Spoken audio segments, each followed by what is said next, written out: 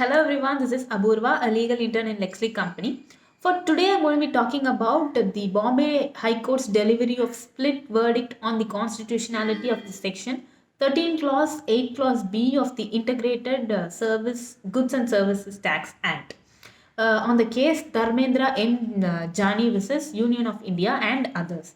So, section 13 clause 8 clause B of the Integrated Goods and Services Act states that the place of supply of intermediary services is deemed as the location of the supplier of the services.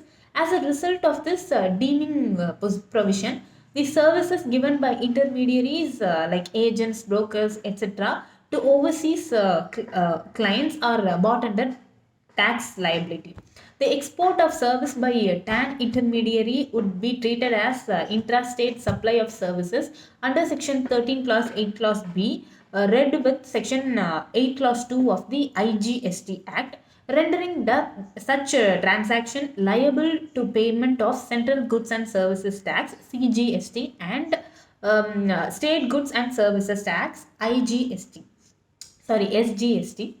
So the petition was put forth by M. Dharmendra Jain, who runs a proprietorship giving marketing and promotion services to foreign clients. What are the arguments that put forward on the petitioner's contentions was the petitioner side put forth the argument that Parliament lacks the legislative competence to tax export of service by deeming it as local supply.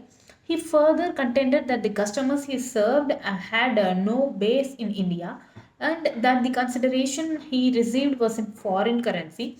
GST is a destination based tax on consumption. So, therefore, services provided by a service provider in India to a service received located outside India, which is treated as export of service, cannot be taxed. For taxing a service, it is not the place of performance but the place of consumption which is relevant. Once the services are consumed outside India, Parliament has no jurisdiction to levy tax on such services consumed outside India.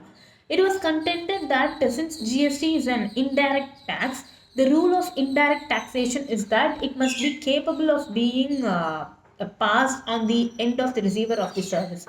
Therefore, it is the right that an agent cannot be burdened with GST. The petitioner put forth that the tax was arbitrary and discriminatory, resulting in violation of Article 14 of the Constitution of India. Also, the provision infringed the right of trade and business under Article 19, Clause 1 of G of the Constitution.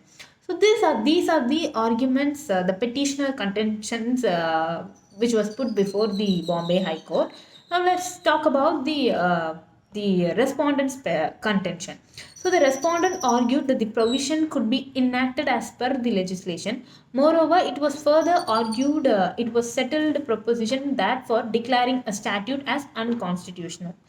The court had to see whether there was legislative competence and whether the impugned provision was violative of the was any fundamental rights enshrined in the part 3 of the constitution or not.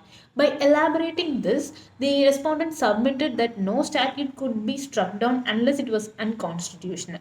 The respondent had submitted a similar precedent of the Gujarat High Court in material recycling Association of India versus Union of India, decided on 24/7 2020, where an identical challenge made to Section 13 Clause 8 Clause B of the IGST Act was repelled by the Gujarat High Court.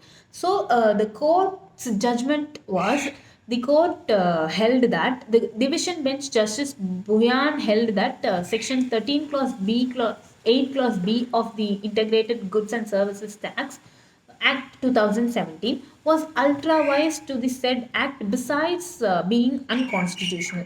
So the justice is in his judgment also said that by artificially creating a deeming provision in the form of the section 13 clause 8 clause B of the IGST Act, where the location of the recipient of service provided by the intermediary is outside India, the place of supply has been treated as the location of the supplier.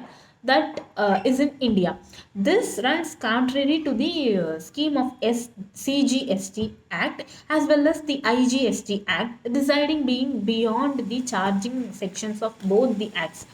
So, uh, so that's it for today.